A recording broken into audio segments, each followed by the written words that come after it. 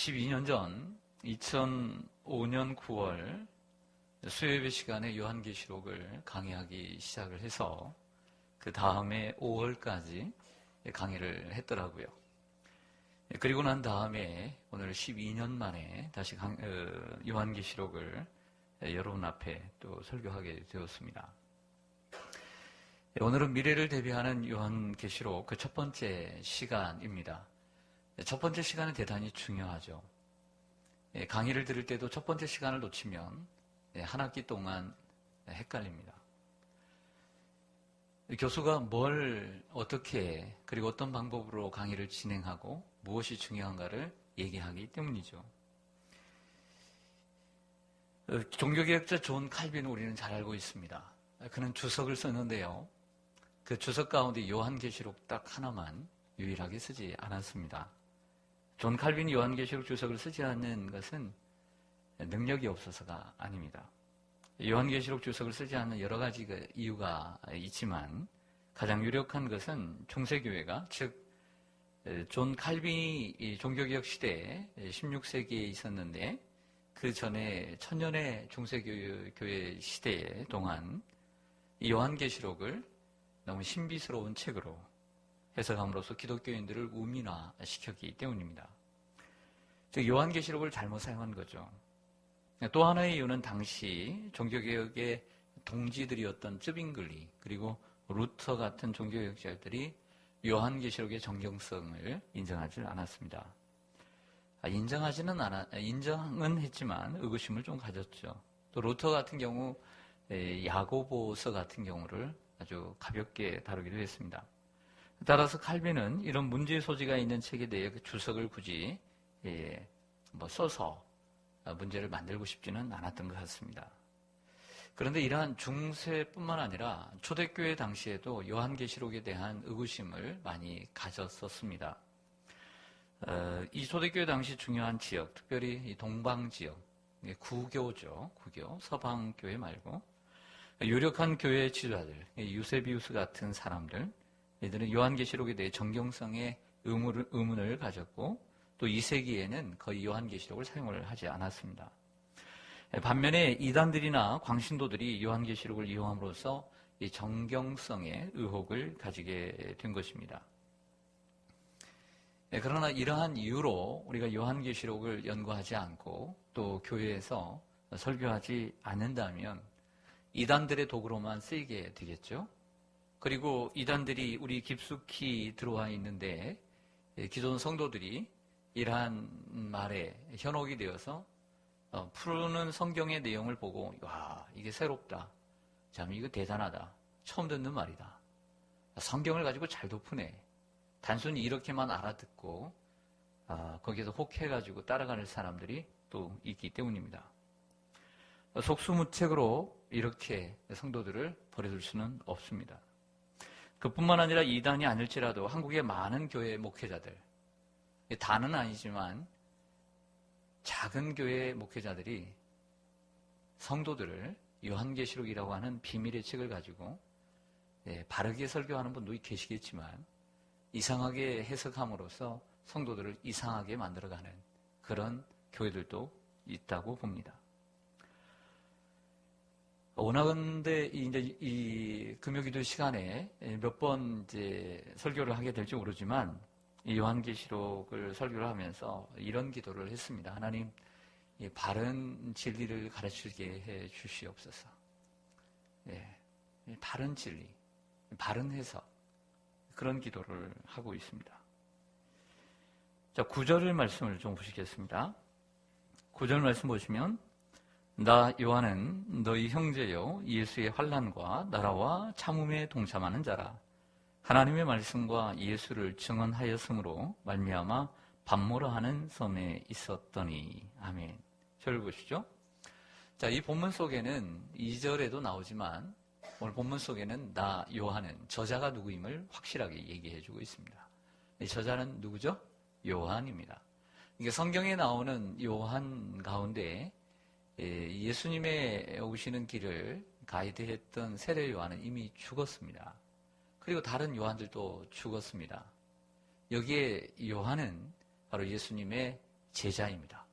세베대의 아들 야고보의 형제이죠. 분명히 그 제자임을 보여줍니다. 이 요한은 앞에 이 요한복음이라는 책과 그리고 요한 1, 2, 3서를 쓴 저자입니다. 그 요한계시록과 함께 이 5권의 책은 요한문헌이라고 알려져 있습니다. 그런데 그는 자신을 소개할 때 이렇게 소개합니다. 너희 형제요 예수의 환난과 나라와 참음에 동참하는 자라. 얼마나 멋집니까? 자신의 이력을 나열하지 않고 나는 너희 형제다. 나는 예수의 환난과 그리고 나라와 그 참음에 동참하는 자라. 감동이 되지 않습니까? 여러분은 누구십니까? 여러분은 누구십니까? 누군가가 여러분들에게 묻는다면, 그리고 여러분들이 자신을 소개한다면, 무슨 좋은 직장을 다니고, 그리고 나는 좋은 대학을 다니고, 나는 좋은 직급을 가지고 있다. 그걸 자랑할 수 있겠습니까? 요한은 이렇게 합니다. 난 너희 형제다. 그리고 나는 예수와 환난과 예수의 환난과 그리고 나라와 참음에 동참하는 자라. 감동이 되지 않습니까? 누가 여러분에게 묻는다면 여러분은 누구라고 대답하시겠습니까? 나는 강남에 있는 오래된 역사와 그리고 소문난 교회에 나는 성도다. 이거 자랑하겠습니까? 나는 30년 된 교회, 시온산 교회, 금천구에 있는 저 소문 좋은 교회, 나는 그 교회 장로요, 안수집사라고 대답하시겠습니까? 나는 예수의 종이요, 교회와 하나님 나라의 종이요. 이렇게 대답해야 될 줄로 믿습니다. 자, 그가 있는 곳을 9절은 우리에게 말씀합니다. 9절에 보면 그가 있는 곳은 어디입니까? 밤모라고 했습니다. 밤모는 이 소아시아, 지금의 터키인데요. 터키와 그리스 사이에 있는 섬들이 있습니다. 터키에 소속되어 있는데 그 서터키에 여러분들이 보실 때 이쪽이겠네요. 이쪽이 서쪽에 있는 많은 섬들 가운데 하나입니다. 그 섬들에 왜 가 있느냐? 오늘 9절을 다시 보시면 하나님의 말씀과 예수를 증언하였으므로 밤모에 있다 그랬어요. 과거입니다. 즉 하나님의 말씀과 예수를 증언하기 위해서 내가 밤모섬에 가서 밤모에 사는 사람들에게 복음을 전하러 가는 것이 아니라는 것이죠. 내가 예수의 하나님의 말씀과 예수를 증언하였기 때문에 그 일로 말미암아 그것을 빌미로 내가 밤모에 가 있다. 즉 내가 복음을 전함으로 내가 유배되어 가 있다. 이렇게 말하고 있는 것이죠.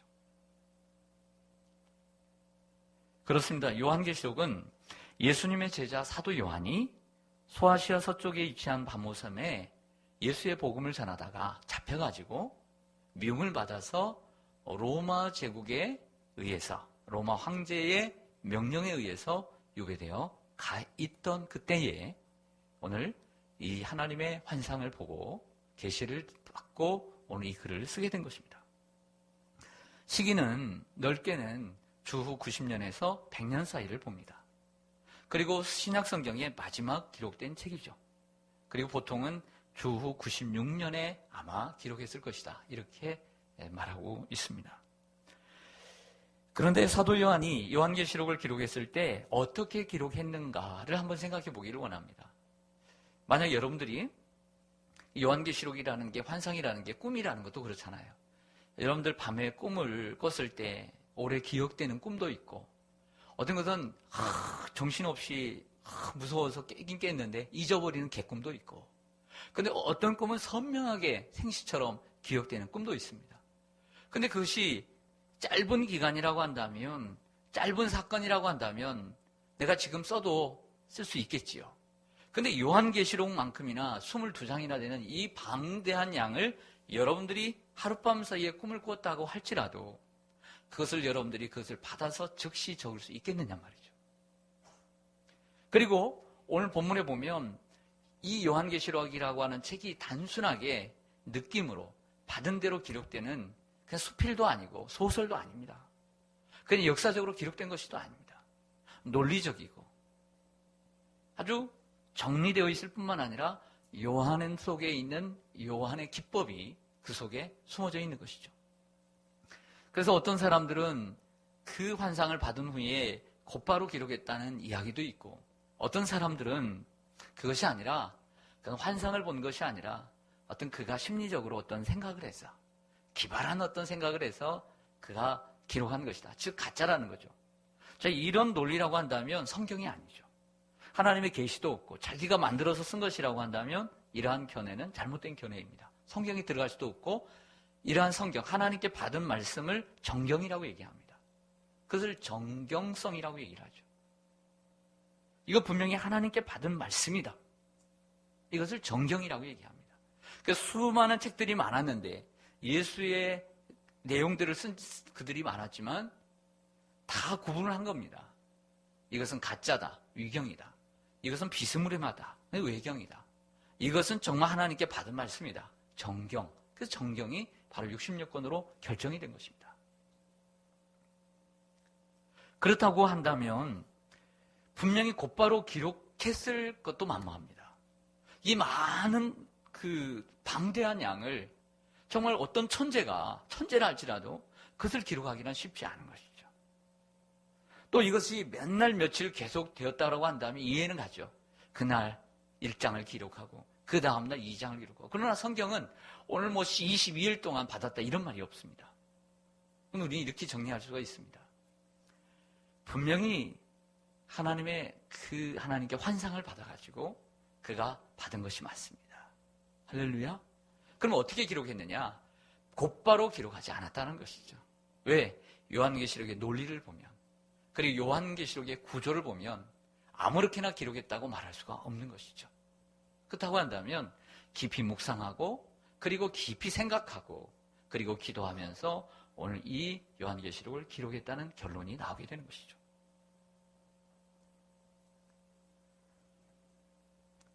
그러면 반대로, 그러면 우리는 이 요한계시록을 어떻게 읽어야 되겠습니까? 어떻게 보면 신비적인 책으로 혹은 그냥 극적으로 쓴 책처럼 우리가 읽어갈 것이 아니라는 것이죠. 요한이 생각을 가지고 하나님의 말씀, 하나님의 환상을 받은 것을 개연성 있게 준비했기 때문에 그것을 우리도 논리적으로, 그리고 사고하면서, 그리고 기도하면서 이 책을 읽어야 될 줄로 믿습니다. 자, 오늘은 첫 시간이기 때문에 요한계시록이라는 책을 어떻게 읽을 것인가, 이런 방법을 여러분들에게 방향을 제시해 드리고자 합니다. 자, 그러기 위해서는 요한계시록이 어떤 책인가에 대한 생각을 좀 해봐야 됩니다. 여러분, 우리 옆에 있는 분들과 한번 인사해 보겠습니다. 요즘 어떤 책 읽으세요? 한번 물어보겠습니다. 요즘 어떤 책 읽으세요?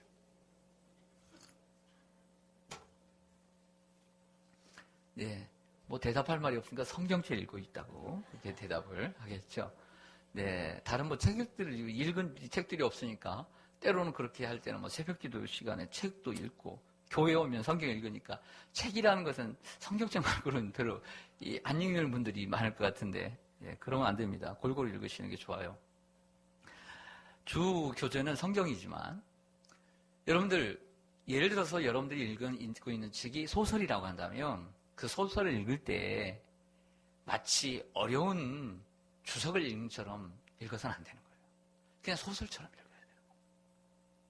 예를 들어서 어려운 교과서를 읽는데 그 교과서를 만화 보듯이 읽는 학생들이 있단 말이에요. 있습니까? 없습니까? 들어가서 공부한다고 하는데 이것을 한 장, 두 장 넘기는 데는 어떻게 넘기느냐? 좀 심각하게 읽고 거기에 대해서 뜻이 무엇인지, 이게 어떤 논리인지, 무슨 말인지를 좀 생각하고 읽어야 되는데 그 교과서 참고서를 그냥 만화책 읽듯이 그러네 이렇게 읽는 친구들이 있단 말이에요. 이렇게 읽어서는 안 되는 거예요. 참고서를. 교과서는 그렇게 읽으면 안 되는 거예요. 소설책처럼, 만화책처럼 읽으면 안 되는 거예요. 시라는 것도 그래요. 시에는 상징성이 있고 은유가 있고 비유가 있는데 그것을 고지굿대로 읽으면 안 되고, 이게 뭘 상징하는지 좀 느낌 있게 읽어야 되는 것이죠. 요한계시록이라는 것을 어떻게 읽을 것일까요? 그러기 위해서는 요한계시록이 어떤 책인가 하는 것을 알아야 되죠. 예를 들어서 소설책인가, 만화책인가, 참고서인가, 어려운 주석책인가 생각을 해봐야 된다는 것이죠. 그러한 부분에서 오늘 본문의 말씀, 즉 성경의 내용도 그렇지 않습니까? 창세기, 출애굽기, 레위기, 민수기, 신명기, 모세 오경이라고 하는 책은 내러티브로 되어 있습니다. 내러티브라고 하는 것은 이야기 형식으로 되어 있는 거죠. 단순한 이야기 형식은 아닙니다. 분명한 멋진 목적을 가지고 있죠. 여호수아부터는 쭉 이어지는 책책은 역사책입니다. 역사에 대한 기록을 드린 것이죠. 또 가다 보면 시라는 것이 있습니다. 시가서가 있습니다. 시적으로 읽어야 되는 것이죠. 그리고 예언서가 있죠. 예언서라는 게 있습니다. 대예언서, 소예언서, 선지서라고 얘기하죠. 그리고 신학에 넘어오면 복음서도 있고 또 사도행전이라고 하는 역사서도 있지만 대부분은 또 편지라고 하는 형식으로 되어 있죠. 그것을 서신서라고 이렇게 얘기하지 않습니까? 그리고 요한계시록이라는 책은 마지막으로 이제 딱 하나 예언서 이렇게 되어 있습니다. 성경도 마찬가지로 그러한 구조, 성경의 어떤 특별한 그 특성들이 있기 때문에 그 특성에 따라서 읽어야 되는 것처럼 오늘 요한계시록도 어떤 책인가를 먼저 아는 것이 필요하다고 봅니다. 어떤 책일까요? 오늘 1절 말씀을 보겠습니다. 1절 말씀. 예수 그리스도의 무엇이라? 계시라. 이겁니다. 이는 하나님이 그에게 주사 반드시 속히 일어날 일들을 그 종들에게 보이시려고 그의 선사를 그 종 요한에게 보내어 알게 하신 것이라. 아멘. 첫 번째, 분명히 오늘 서론에서 분명히 요한은 이 요한계시록이 어떤 성격의 책인가를 정의를 해주고 있어요. 세 가지를 정의를 해줍니다. 첫 번째는 계시다 이렇게 말합니다. 그 전의 성경은 뭐라고 했냐면 묵시라 이렇게 번역을 하고 있습니다. 여러분 들어보셨을 텐데 이 아포칼립시스라고 하는 헬라어 단어입니다.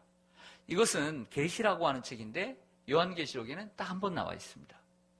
이 계시라고 하는 것은 마치 면사포를 벗겨내듯이 감추어진 것을 보여주는 것입니다.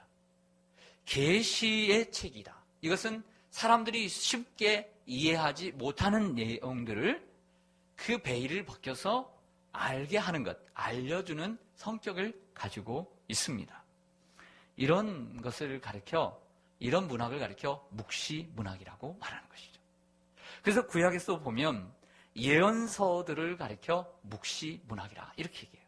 묵시는 감춰진, 계시, 즉 감춰진 것을 알려주는 것. 그래서 묵시 문학에 속하고 있습니다. 묵시 문학이란 서사적 골격을 가진 계시적 문서의 장르라고 정의들을 하는데요.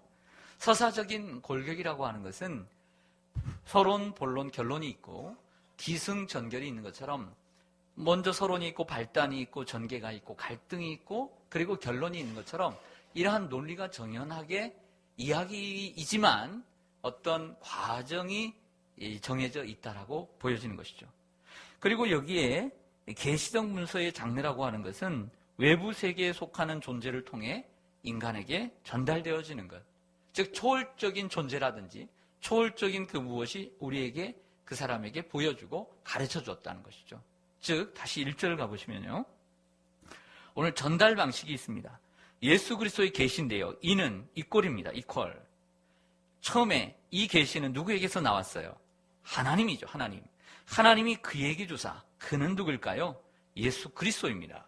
그에게 주사 반드시 속히 일어날 일들을 그 종들에게 보이시려고 그의 천사를 그 종 요한에게 보내요. 세 번째는 천사들을 통해서 보여주십니다. 그리고 요 종에게, 그 종들에게 보이시려고 오시는 것이죠. 즉, 이 묵시의 과정은 하나님으로부터 왔습니다. 하나님이 원천이죠. 하나님이 그에게, 예수 그리스도입니다. 예수 그리스도께서 천사들을 통해서 세 번째, 그리고 네 번째는 그 종들인 오늘은 요한에게 이러한 과정을 통해서 초월적인 존재로부터 지금 현재의 사람들에게 묵시가 전달되어졌다라고 오늘 1절에 말하고 있는 것을 보게 됩니다. 두 번째로는 오늘 요한계시록이라는 책은 예언서입니다. 3절입니다. 3절 같이 한번 읽겠습니다. 시작. 이 예언의 말씀을 읽는 자와 듣는 자와 그 가운데 기록한 것을 지키는 자는 복이 있나니 때가 가까움이라. 아멘. 3절 초반절을 보시면 이 어떤 말씀이라고 그랬어요? 예언의 말씀이다 라고 분명히 제시해주고 있다는 것이죠. 그런 부분에서 예언의 성격을 가지고 있는 책이다 라고 말할 수 있습니다. 예언이 뭐죠? 여러분들이 생각하는 대로 쉽게 말하면 아직 일어나지 않는 일을 알려주는 것.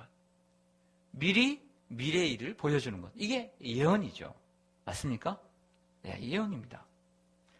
그러나 선지자들이 과거의 구약의 선지자들, 이것이 예언서라고 하죠. 이사야, 예레미야, 에스더, 스가랴, 말라기, 나훔, 하박국 이런 모든 책들이 다 예언서라고 얘기합니다.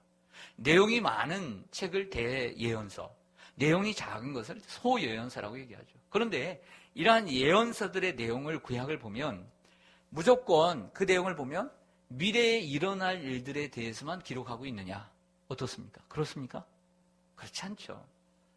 그 내용에는 과거에 이스라엘 백성들에게 행했던 역사들, 출애굽의 역사라든지 아니면 가나안 땅에 들어가는 역사, 이러한 역사를 끄집어내어서 그 역사 속에서 나타난 하나님의 통치 방법, 하나님이 원하셨던 방법을 가져옴으로써 미래에 하나님께서 제시해 주실 내용들을 말씀도 하시고, 그리고 그 말씀을 통해서 이스라엘 그의 백성들을 때로는 꾸짖고 때로는 회개를 촉구하고 그리고 바르게 살아갈 길을 보여주고 삶에 적용할 수 있도록 보여주는 것이 예언서인 것이죠.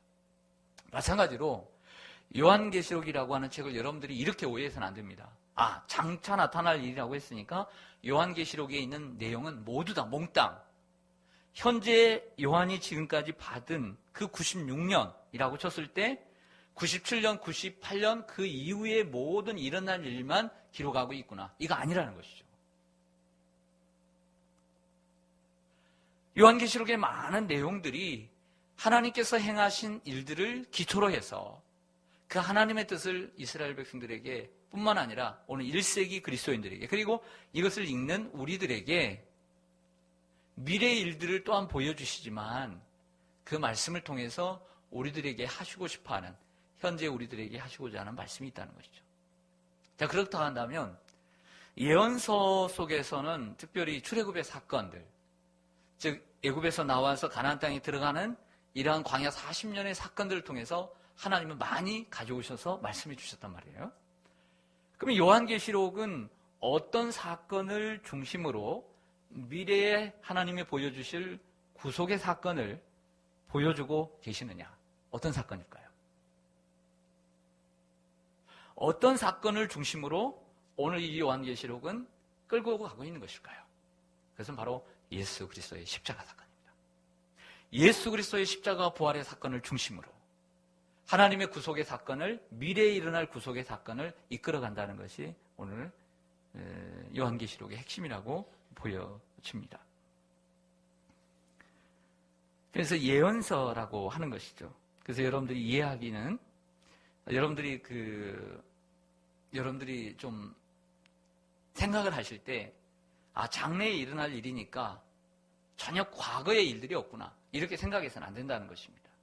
철저하게 의도적인, 하나님의 환상을 보고 의도적인 기술들이 있기 때문에 그 속에는 이 구약과, 이 특별히 신약은 많지 않고요, 구약에 기록된 하나님의 말씀들, 그리고 요한이 직접 들은 예수님의 예언의 말씀을 기초로 해서 오늘 요한계시록이 많이 기록되어 있다는 것입니다. 그래서 여러분들이 더욱더 공부해야 될 내용은, 요한계시록을 이해하기 위해서는 구약에 기록된 이 요한계시록 속에 기록되어 있는 성경의 말씀들을 바르게 이해할 때 요한계시록을 밝히 이해할 수 있게 될 것입니다. 그리고 세 번째로 오늘 그 초두에서 요한계시록이라는 책이 어떤 책인가를 보여주고 있습니다. 4절을 좀 보시겠습니다. 4절 보시면 요한은 아시아에 있는 7교회에 뭐 하노니 그랬습니까? 편지하노니. 여기에 힌트가 있죠. 결과적으로 요한계시록은 세 번째로 무엇입니까? 편지입니다. 이제도 계시고 전에도 계셨고 장차 오실 이와 누구입니까? 잘 보세요. 이제도 계시고 전에도 계셨고 장차 오실 이, 예수 그리스도 같지만 하나님입니다. 그의 보좌 앞에 있는 7영, 성령입니다. 5절에 보면 예수 그리스도가 나옵니다. 또 충성된 증인으로 죽은 자들 가운데서 먼저 나시고 땅의 임금들의 머리가 되신 예수 그리스도로 말미암아 성부, 성령, 성자 순으로 나옵니다. 그러므로 예수 그리스도가 5절에 나오기 때문에 이조도 계시고 전에도 계셨고 장차 오실 이는 예수 그리스도가 일 수가 없는 것이죠. 그분은 하나님이시 되는 것이죠. 할렐루야. 맞습니까? 안 맞습니까? 맞게 되는 거죠. 저를 보겠습니다. 그런데 여기서 의문을 갖습니다. 하나님을 소개할 때 그렇잖아요. 하나님을 소개할 때 이제도 계시고 지금도 계시고 전에도 계시고 그리고 장차 오실 이라고 표현하는 것은 어색합니다. 일반적으로. 틀린 얘기는 아닌데 어색해요. 어색한 이유는 그거죠. 이렇게 써 있으면 아주 우리가 느낌이 편안해집니다. 이제도 계시고 전에도 계셨고 영원히 계실리. 이렇게 하면 이분이 누구처럼 느껴집니까? 하나님이라고 느껴져. 근데 마지막 부분을 이제도 계시고 전에도 계셨고 장차 오실 이라고 표현하니까 여러분들이 홀딱 넘어가는 거예요. 이것은 요한의 의도였죠. 의도라는 것을 읽어야 돼요. 왜? 하나님은 지금도 계시고 딱 계시고 전에도 딱 계셨고 영원히 계셔서 정적인 분으로 가만히 계시는 분으로 묘사하지 않고 마치 지금 계속해서 우리 앞으로 다가오시는 장차 오시는 동적인 역동적인 분으로 일부러 묘사해 주고 있다는 것이죠. 두 번째로는 성령 하나님을 보좌 앞에 있는 7영이라고 했습니다. 요한계시록을 해석하기 위해서는 성경에 제가 좀 전에 여러분들 그 많은 성경을 알아야 된다고 하니까 여러분들이 겁을 내시는데 여러분들이 겁을 낼 필요가 없습니다. 왜 겁을 낼 필요가 없느냐? 이 두 권의 성경을 아시면 요한계시록은 뚫립니다. 보이게 되는 거죠. 관통하게 됩니다. 첫 번째 책은 스가랴입니다. 두 번째 책은 다니엘이죠. 오늘 스가랴 4장에 보면 7등잔이 나옵니다. 7등잔. 그 7등잔을 뭐라고 해석을 해주냐면 이렇게 합니다. 이 7은 온 세상에 두루다니는 여호와의 눈이라 성령인 것이죠. 7은 완전수입니다. 온 세상에 다니시는 하나님의 영입니다. 제가 왜 여러분들에게 이렇게 말씀드리냐면 여러분들이 지난 시간 제가 최근에 학개와 스가랴를 다뤘습니다. 생각나십니까? 스가랴를 잘 듣고 최근에 1, 2년, 2, 3년 전에 이 안에 이 시간에 스가랴서를 제가 전했고 다니엘서를 전했습니다. 여러분들이 이 말씀을 들었기 때문에 여러분들이 요한계시록을 읽다 보면 연결되는 고리들이 생기게 하게 됩니다. 그래서 여러분들이 도움이 될 것입니다. 그래서 성경에서 요한계시록에서 가장 많이 인용되는 성경은 스가랴와 다니엘인 것이죠. 예, 어떤 분은 저를 너무 믿어가지고 계속 아멘 하시는데 예, 피곤하셔도 오셔서 감사합니다. 예. 자, 성자 하나님을 뭐라고 표현하면 5절에 보면 충성된 증인으로 죽은 자들 가운데서 먼저 나시고 자, 이 먼저 나신다라고 하는 표현은 이렇게 표현을 해야 되겠죠? 죽은 자들 가운데 죽었어요. 그러니까 먼저 부활하시고 이렇게 표현을 해야 되는 거죠. 근데 먼저 나시고 하니까 이 말씀만 보면 예수님 우리보다 먼저 나셨지 이렇게 생각합니다. 오늘 본문은 그걸 얘기하는 것이 아니라 죽으셨다가 다시 사셨다는 것을 얘기하는 거죠. 다시 사시고 이렇게 표현하는 것이 더 낫죠. 그리고 땅의 인군들의 머리가 되셨다. 예수 그리스도는 누구입니까? 충성된 증인입니다. 충성된 증인으로서 우리들에게 삶의 모범, 신앙의 모범을 보여주셨죠. 그리고 그분은 죽으셨다가 다시 살아나심으로 부활의 주가 되시고 그리고 땅의 임금들의 머리, 온 세상을 통치하시는 분이 된 줄로 믿습니다. 영원토록, 그전에도 지금도 이렇게 표현을 해주고 있습니다. 다음 주 시간에 같이 나누겠지만 요한계시록 1장에 보면 2장과 3장에 소아시아 7교회에 보내는 편지라 그랬죠.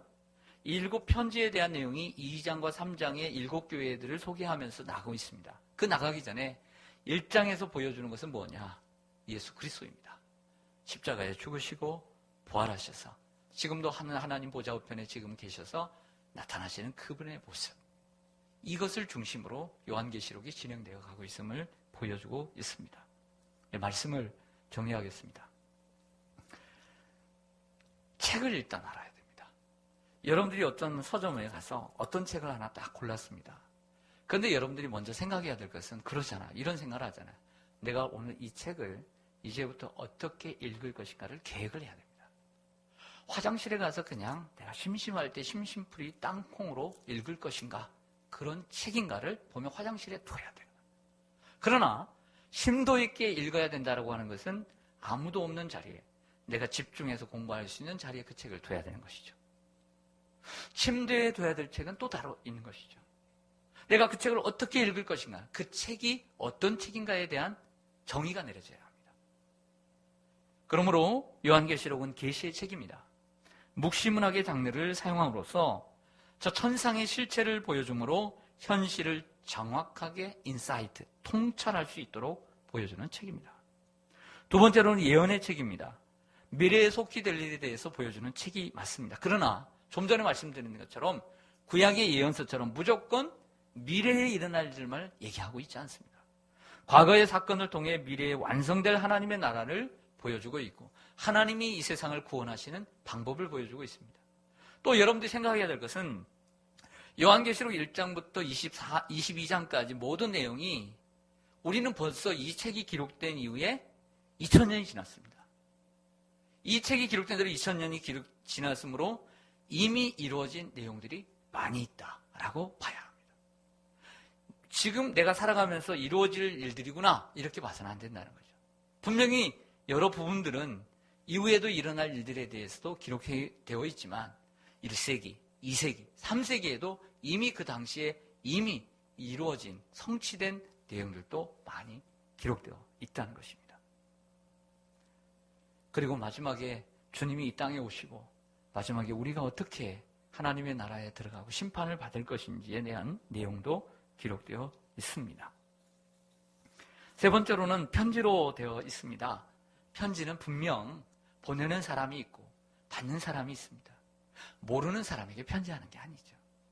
국군 장병에게야 모르는 사람에게 하겠지만 편지는 아는 사람에게 하는 것입니다.